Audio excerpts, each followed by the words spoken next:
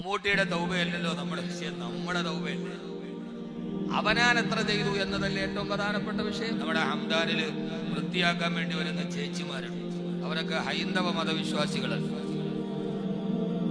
അവര് ചിലപ്പോഴൊക്കെ പറയും, എന്നോട് പറയാറുണ്ട്, ഞാൻ ഇങ്ങനെ വരുമ്പോ അവരൊക്കെ പറയാറുണ്ട്, ഉസ്താദിന്റെ ദീർഘായുസിന് വേണ്ടി ഞങ്ങൾ എപ്പോഴും ദൈവത്തോട് പ്രാർത്ഥിക്കാറുണ്ട്.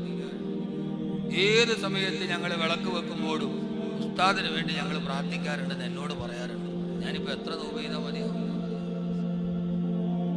നമ്മുടെ ഒരു സാഹചര്യത്തിൽ ഒരു സ്നേഹത്തോടെ നടക്കുന്ന ഈ കാലത്ത് എത്രയോ പേര് നമുക്ക് വേണ്ടി പ്രാർത്ഥിക്കുന്നവരുണ്ട്.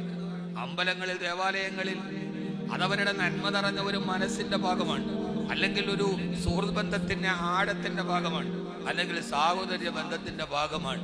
അതിനൊക്കെ ആ രീതിയിൽ കാണുന്നതിനപ്പുറം അതിനെ പിന്നെ വലിച്ചിളക്കി കൊണ്ടുവന്ന് ഇസ്ലാം എന്ന് പറഞ്ഞാൽ അത്രമേൽ പരിഹാസിക്കപ്പെടേണ്ട ഒന്നായി പിന്നെ കാത്തു നിൽക്കുന്ന ചാനലുകൾ അതൊരാഘോഷമാക്കി.